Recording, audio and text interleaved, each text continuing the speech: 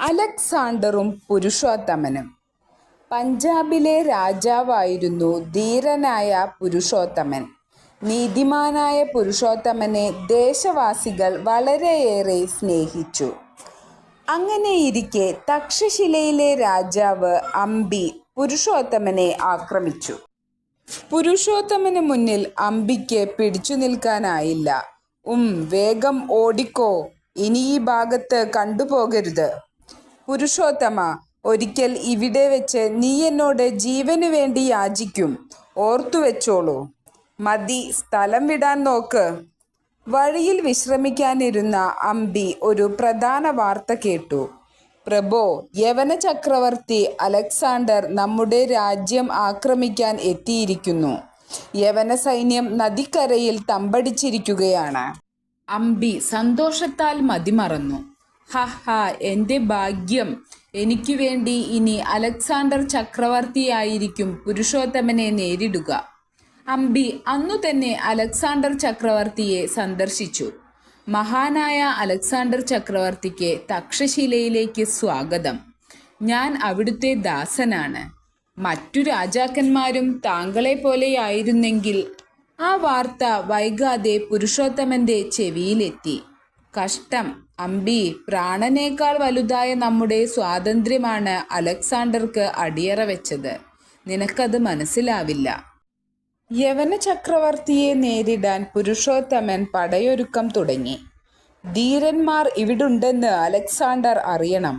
ദേശദ്രോഹിയായ അംബിക്കു പകരം 1000 പുരുഷോത്തമന്മാർ. അതേസമയം അലക്സാണ്ടറുടെ പാളയത്തിൽ. അംബി, എൻ്റെ സൈന്യത്തിൻ്റെ ഒരു വിഭാഗവുമായി താങ്കൾ ഖൈബർ ചുരം വഴി മുന്നേറണം. അങ്ങയുടെ കൽപ്പന പോലെ. അംബിയുടെയും അലക്സാണ്ടറുടെ വിശ്വസ്തരായ 2 സേനാപതിമാരുടെയും നേതൃത്വത്തിൽ ഒരു വിഭാഗം സൈന്യം മുന്നേറി. അതാണ് സിന്ധു നദി. പക്ഷേ രണ്ടാം വിഭാഗത്തെ നയിച്ച അലക്സാണ്ടർക്കും കൂട്ടർക്കും മശാഗവതിയിലെ പടയാളികളുടെ ശക്തമായ പ്രതിരോധം നേരിടേണ്ടി വന്നു. ഒരു മിന്നലാക്രമണത്തിലൂടെ നമുക്ക് ആ കോട്ട കീഴടക്കണം. തുടങ്ങൂ. പുരുഷോത്തമന്റെ വില്ലാളികൾ അലക്സാണ്ടറെ ധീരമായി ചെറുത്തു. അടുത്ത ക്ഷണം ചക്രവർത്തിക്ക് മുറിവ് പറ്റി. പക്ഷേ അലക്സാണ്ടർ കുലുങ്ങിയില്ല. അദ്ദേഹം അമ്പ് വലിച്ചൂരി ദൂരെ എറിഞ്ഞു. ആക്രമിക്കൂ. അടുത്ത ദിവസം യന്ത്രകവണകളുടെ സഹായത്തോടെ കോട്ടമതിലിന്റെ ഒരു ഭാഗം അലക്സാണ്ടർക്ക് തകർക്കാനായി. ഒടുവിൽ മതിൽ തകർന്നു.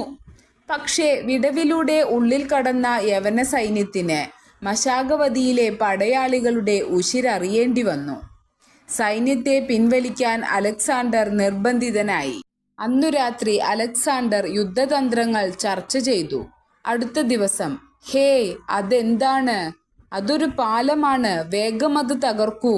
പാഞ്ഞു വരുന്ന കല്ലുകൾക്കും അസ്ത്രങ്ങൾക്കുമിടയിലൂടെ യവന സൈന്യം മുന്നേറി. പക്ഷേ ആവേശത്തിമർപ്പോടെ മുന്നേറിയ യവന സൈനികരുടെ ഭാരം താങ്ങാനാവാതെ പാലം തകർന്നു നിലംപൊത്തി. ഈ തോൽവി കൊണ്ടൊന്നും പിന്മാറാതെ ഒരു പുതിയ പാലം സ്ഥാപിച്ച് അതിലൂടെ അലക്സാണ്ടർ പട നയിച്ചു. പാലത്തിൽ വെച്ച് ഒരു കടുത്ത പോരാട്ടം തന്നെ നടന്നു. പെട്ടെന്ന് ഒരമ്പേറ്റ് കോട്ടയുടെ തലവൻ നിലംപതിച്ചു. എല്ലാം അവസാനിച്ചു. മശാഗവതിയുടെ തലവനു വേണ്ടി പോരാടിയവർ അലക്സാണ്ടറുമായി ഒത്തുതീർപ്പിനെത്തി. നിങ്ങൾ ഈ കോട്ട വിട്ട് എൻ്റെ സൈന്യത്തിൽ ചേരുമെങ്കിൽ ഞാൻ യുദ്ധം അവസാനിപ്പിക്കാം. ഞങ്ങൾക്ക് സമ്മതമാണ്. 7000-ഓളം വരുന്ന പോരാളികൾ കുടുംബസമേതം കോട്ട വിട്ടു പുറത്തിറങ്ങി. അലക്സാണ്ടറുടെ താവളത്തിനടുത്ത് ഒരു കുന്നിൻ പുറത്ത് അവർ തമ്പടിച്ചു. യവനർക്കു വേണ്ടി പൊരുതാൻ എനിക്ക് വയ്യ. നാം എന്തിന് നമ്മുടെ ആൾക്കാർക്ക് നേരെ ആയുധമെടുക്കണം? വരൂ, നമുക്ക് ഇവിടെ നിന്നു രക്ഷപ്പെടാം. നമുക്ക് പുരുഷോത്തമന്റെ സൈന്യത്തിൽ ചേർന്ന് പൊരുതാം. ആ രാത്രി അവർ അവിടം വിട്ടു. പെട്ടെന്ന്, സ്ത്രീകളെയും കുട്ടികളെയും കാത്തുകൊള്ളൂ. അതാ യവനന്മാർ. ചാരന്മാർ വഴി മശാഗവതിക്കാരുടെ പദ്ധതി മുൻകൂട്ടി അറിഞ്ഞ അലക്സാണ്ടർ അതു തടയാൻ തന്റെ സൈന്യത്തെ നിയോഗിച്ചിരുന്നു. പുരുഷോത്തമനോടൊപ്പം ചേരാൻ നിങ്ങളെ ഞങ്ങൾ വിടില്ല. ഒന്നുകിൽ ഞങ്ങളോടൊപ്പം ചേരുക, അല്ലെങ്കിൽ മരിക്കുക. ഭീരുക്കളായി ജീവിക്കുന്നതിനേക്കാളും മരിക്കുന്നതാണ് ഞങ്ങൾക്കിഷ്ടം. അവർ യവന സൈന്യത്തിനുമേൽ ചാടി വീണു. സ്ത്രീകളും യവനന്മാർക്കു നേരെ ആയുധമെടുത്തു. ആ ധീരയുദ്ധത്തിൽ അവരെല്ലാം മരണമടഞ്ഞു. എന്തൊരു ധൈര്യം! അവർ എൻ്റെ മിത്രങ്ങളായിരുന്നെങ്കിലെന്ന് ഞാൻ ആശിച്ചു പോകുന്നു. അലക്സാണ്ടർ തൻ്റെ മുന്നേറ്റം തുടർന്നു. വഴിയിൽ അനേകം കോട്ടകൾ അദ്ദേഹം പിടിച്ചടക്കി. ആ നാട്ടുകാരെല്ലാം ജീവനും കൊണ്ടോടി രക്ഷപ്പെട്ടു. നമുക്ക് വാരണത്തിൽ അഭയം തേടാം. അലക്സാണ്ടർക്കു പോലും അവിടെ പിടിച്ചടക്കാനാവില്ല. യവനന്മാർ ഈ വാർത്ത അറിഞ്ഞപ്പോൾ, പ്രഭോ, വാരണം പിടിച്ചടക്കുക അസാധ്യമാണ്. ആർക്കും അതിന് കഴിഞ്ഞിട്ടില്ല. എങ്കിൽ ഞാൻ അത് നേരിടും. അസാധ്യമായത് നേടുന്നത് വിജയം. അലക്സാണ്ടർ സൈന്യവുമായി മുന്നേറി. ആ ചെങ്കുത്തായ പാറ കണ്ടില്ലേ? അതാണ് വാരണം. പക്ഷികൾക്കു പോലും പറന്നു ചെല്ലാനാവാത്തത്ര ഉയരമുണ്ടതിന്. അലക്സാണ്ടർ തൻ്റെ വിശ്വസ്തനായ സേനാപതി ടോളമിയോട് പറഞ്ഞു, ടോളമി, താങ്കൾ സൈന്യവുമായി മുകളിലേക്ക് കയറൂ. സുരക്ഷിതമായ ഒരിടത്തെത്തിയാൽ എനിക്ക് അടയാളം കാട്ടണം. ടോളമി ദുർഘടമേറിയ പാറക്കൂട്ടങ്ങളിലൂടെ മുന്നേറുമ്പോൾ താഴെ അലക്സാണ്ടർ ടോളമിയുടെ അടയാളത്തിനായി കാത്തുനിന്നു. ഒടുവിൽ, ഹാ, അടയാള ദീപം! ടോളമി സുരക്ഷിതമായ ഒരിടത്തെത്തിച്ചേർന്നിരിക്കുന്നു. മുകളിൽ നിന്നുള്ള ശരവർഷം അവഗണിച്ച് അലക്സാണ്ടറും കൂട്ടരും മുന്നേറിത്തുടങ്ങി. മുന്നോട്ടു നീങ്ങൂ! ഒടുവിൽ വാരണത്തിലെ ആൾക്കാർ യവന സൈന്യത്തെ തടുക്കാനുള്ള ശ്രമം ഉപേക്ഷിച്ചു. ഇനിയാണ് കുഴപ്പം. മുകളിലെത്തുക അസാധ്യമാണ്. എന്താണ് തടസ്സം? മലയുടെ മുകളറ്റത്തിനു ചുറ്റും ആഴത്തിൽ കിടങ്ങുകളാണ്. നമുക്ക് മരം വെട്ടിയിട്ട് മുകളിലേക്ക് കയറാം. അലക്സാണ്ടറുടെ ആജ്ഞയനുസരിച്ച് സൈനികർ ചുറ്റുമുള്ള വനത്തിൽ നിന്ന് മരം മുറിച്ചു. അതേസമയം സേനാപതിമാർ അലക്സാണ്ടറെ സമീപിച്ചു. പ്രഭോ, ഇതിൽ പങ്കെടുത്ത് അങ്ങ് സ്വന്തം ജീവൻ അപകടപ്പെടുത്തരുതെന്ന് ഒരപേക്ഷയുണ്ട്. പക്ഷേ പണി തുടങ്ങാനായി കാഹളമുയർന്നതും ആദ്യം മരക്കൊമ്പുയർത്തിയത് അലക്സാണ്ടറാണ്. അദ്ദേഹം അത് കുഴിയിലേക്ക് വലിച്ചെറിഞ്ഞു. വിശ്രമമില്ലാതെ പണിയെടുത്ത യവനന്മാർ കുഴികളൊന്നാകെ നികത്തിയെടുത്തു. ഒടുവിൽ വാരണത്തിലേക്കുള്ള പാത നമുക്കായി ഒരുങ്ങിയിരിക്കുന്നു.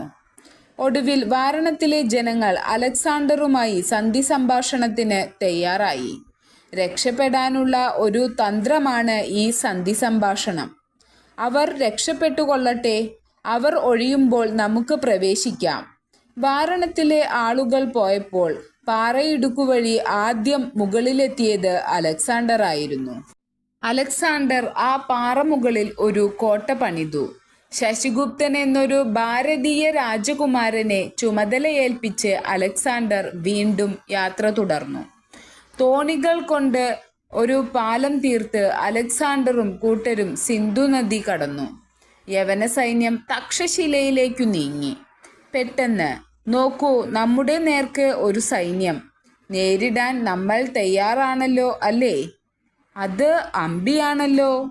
അലക്സാണ്ടർക്കു മുമ്പേ തക്ഷശിലയിലെത്തിയ അംബി അവരെ കാത്തുനിൽക്കുകയായിരുന്നു. താങ്കൾ ആക്രമണത്തിനൊരുങ്ങുകയാണെന്ന് കരുതി. ഞാൻ അങ്ങയുടെ ദാസൻ. ആ പുരുഷോത്തമൻ അതിന് ശ്രമിക്കും. പുരുഷോത്തമന്റെ അടുത്തേക്ക് അലക്സാണ്ടർ കീഴടങ്ങാൻ സന്ദേശമയച്ച് കാത്തിരുന്നു. പടയാളികൾ ഒന്ന് ഉല്ലസിക്കട്ടെ. അടുത്ത ദിവസം, ഈ നാട്ടിലെ മുനിമാരെയും തത്വചിന്തകരെയും കാണാൻ എനിക്ക് ആഗ്രഹമുണ്ട്. തക്ഷശിലയിൽ മഹാനായ ഒരു മുനിയുണ്ട്. ഞാൻ അദ്ദേഹത്തോട് അങ്ങയെ വന്ന് കാണാൻ പറയാം. അലക്സാണ്ടറുടെ ദൂതൻ മുനിയെ സമീപിച്ചു. പണ്ഡിതശ്രേഷ്ഠ, മഹാനായ അലക്സാണ്ടർ അങ്ങയെ കാണാൻ ആഗ്രഹിക്കുന്നു. ചെന്നു കണ്ടാൽ അദ്ദേഹം സമ്മാനങ്ങൾ തരും. ഈ പ്രകൃതിയേക്കാൾ വലുതായ സമ്മാനം എന്താണ്? ചെന്നു കണ്ടില്ലെങ്കിൽ അദ്ദേഹം താങ്കളെ വധിക്കും. ശരി, പക്ഷേ എൻ്റെ ആത്മാവിനെ നശിപ്പിക്കാനാവില്ല. ഞങ്ങൾ യോഗികൾക്ക് ഈ ഭീഷണിയൊക്കെ നിസ്സാരമാണ്. കാരണം ഞങ്ങൾക്ക് പൊന്നും പണവും വേണ്ട. മരണഭയമില്ല താനും. അലക്സാണ്ടറോട് പറയൂ, അദ്ദേഹത്തിന് എനിക്കൊന്നും നൽകാനാവില്ലെന്ന്.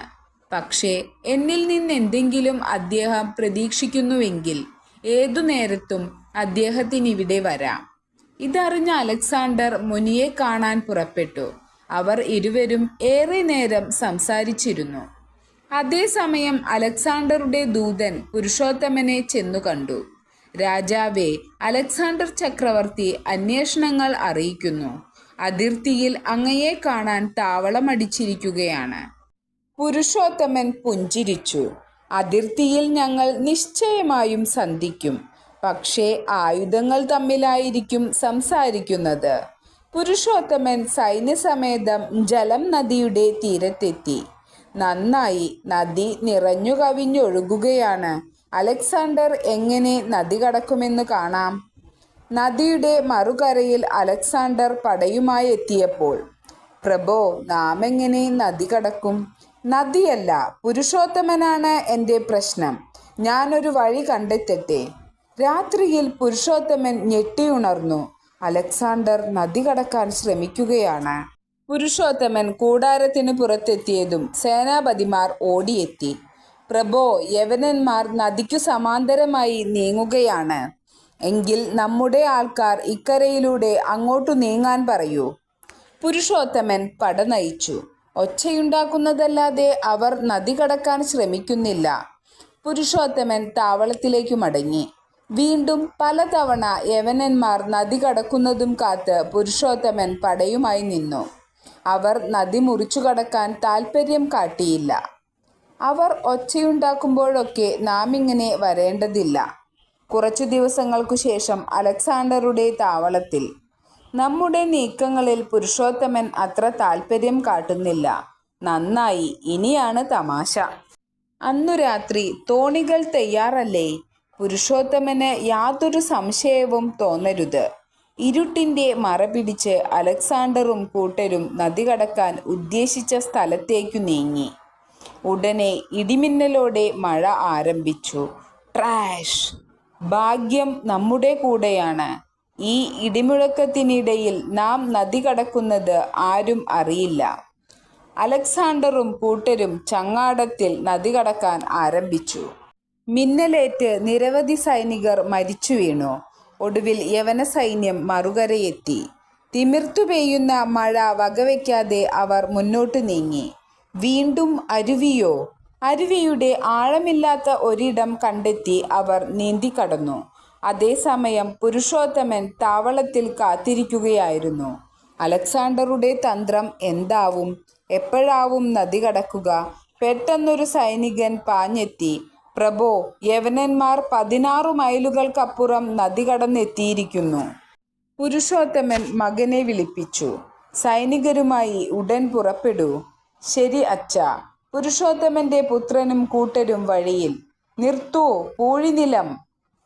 കുതിര താഴ്ന്നു പോയെങ്കിലും സൈനികൻ രക്ഷപ്പെട്ടു. നമുക്ക് വഴിമാറിപ്പോകാം. കുമാരൻ നദിക്കരയിലെത്താൻ അല്പം വൈകിപ്പോയി. അലക്സാണ്ടറും കൂട്ടരും അതിനകം നദി താണ്ടിക്കഴിഞ്ഞിരുന്നു. പുരുഷോത്തമന്റെ സൈന്യം അതാ വരുന്നു. തയ്യാറെടുത്തോളൂ. ഇരുസേനകളും ഏറ്റുമുട്ടി. കുമാരൻ കൊല്ലപ്പെട്ടു. നമുക്ക് രക്ഷപ്പെടാം. ഓടിക്കോ! പുരുഷോത്തമൻ നേരിട്ട് വമ്പിച്ച സന്നാഹങ്ങളോടെ അവിടെ എത്തി. പുരുഷോത്തമന്റെ പടനീക്കം അലക്സാണ്ടറിൽ ആദരവുണർത്തി. ഒടുവിൽ എനിക്കു പറ്റിയ എതിരാളിയെ ഞാൻ കണ്ടെത്തിയിരിക്കുന്നു. വാ വാ. എതിർപക്ഷത്തിന്റെ ഇടതുഭാഗത്തുനിന്ന് അലക്സാണ്ടർ ആക്രമണം തുടങ്ങി. മറുഭാഗത്തുനിന്ന സൈനികർക്ക് ആവേശം കൊണ്ടു. വരൂ, നമുക്ക് അവിടെ എത്തി അവരെ സഹായിക്കാം. അവർ ഇടതുഭാഗത്തേക്ക് നീങ്ങിയതും വേഗമാകട്ടെ കോയിനോസ്, ഇതാണ് പറ്റിയ അവസരം. യവനന്മാർ കോയിനോസിന്റെ നേതൃത്വത്തിൽ വലതുഭാഗം ചേർന്ന് സൂത്രത്തിൽ പിന്നിലെത്തി ആക്രമണം ആരംഭിച്ചു. യവനന്മാർ ധീരമായി പോരാടൂ. പക്ഷേ പുരുഷോത്തമൻ ധൈര്യം കൈവിട്ടില്ല. അദ്ദേഹത്തിന്റെ ആന അനേകം യവനന്മാരെ ചവിട്ടിമെതിച്ചു. നിരവധി തേരുകൾ തകർത്തെറിഞ്ഞു. യവനന്മാർ ആനകളെ കണ്ട് വിരളാൻ തുടങ്ങി. ആ ജന്തുക്കളെ വകവരുത്തൂ. യവനന്മാരുടെ കുന്തമുനകളേറ്റ് പിന്തിരിഞ്ഞോടിയ ആനകൾ പുരുഷോത്തമന്റെ പടയാളികളെ ചവിട്ടിമെതിച്ചു. സൈനികർ പരിഭ്രമിച്ച് പിന്തിരിഞ്ഞോടുമ്പോഴും പുരുഷോത്തമൻ പതറാതെ യുദ്ധം തുടർന്നു. മുറിവേറ്റിട്ടും വീഴാതെ പോരാടുന്ന പുരുഷോത്തമൻ എല്ലാവരെയും അത്ഭുതപ്പെടുത്തി. തളർന്ന പുരുഷോത്തമനടുക്കലേക്ക് അമ്പി സന്ദേശവുമായെത്തി. പുരുഷോത്തമ, അലക്സാണ്ടർക്കു കീഴടങ്ങൂ. എടാ ഭീരു, നിന്നെ ഞാൻ... പുരുഷോത്തമന്റെ കുന്തത്തിൽ നിന്നും അമ്പി തെന്നിമാറി. നേരം കടന്നുപോയി. ഒടുവിൽ ഒരുറ്റ ചെങ്ങാതി പുരുഷോത്തമനെ സമീപിച്ചു. പുരുഷോത്തമ, എല്ലാവരും മരിക്കും. അലക്സാണ്ടറോട് സന്ധി ചെയ്യാമെന്ന് സമ്മതിക്കൂ. പുരുഷോത്തമൻ താഴത്തിറങ്ങി. ആദ്യം എനിക്കല്പം വെള്ളം തരൂ. ഉടൻ കൊണ്ടുവരാം. പുരുഷോത്തമൻ ആർത്തിയോടെ വെള്ളം കുടിച്ചു. എന്നിട്ട് പറഞ്ഞു, ഇനി അലക്സാണ്ടറെ കാണാൻ ഞാൻ തയ്യാർ. പുരുഷോത്തമന്റെ തീരുമാനമറിഞ്ഞ അലക്സാണ്ടർ, ഞാൻ ചെന്ന് അദ്ദേഹത്തെ സ്വീകരിക്കാം. പുരുഷോത്തമൻ നടന്നടുക്കുന്നത് കണ്ട് അലക്സാണ്ടർ അമ്പരന്നു. എന്തൊരു ധൈര്യശാലി! വീരയുദ്ധത്തിൽ വിജയം നേടിയ ഭാവമാണ് ആ മുഖത്ത്. കുതിരപ്പുറത്തു നിന്നിറങ്ങി അലക്സാണ്ടർ മുന്നോട്ടടുത്തു. പുരുഷോത്തമ, പറയൂ, എന്നിൽ നിന്ന് എന്താണങ്ങ് പ്രതീക്ഷിക്കുന്നത്? ഒരു രാജാവിന് ചേരും വിധമുള്ള സ്വീകരണം. പുരുഷോത്തമന്റെ മറുപടി അലക്സാണ്ടർക്ക് ഇഷ്ടമായി.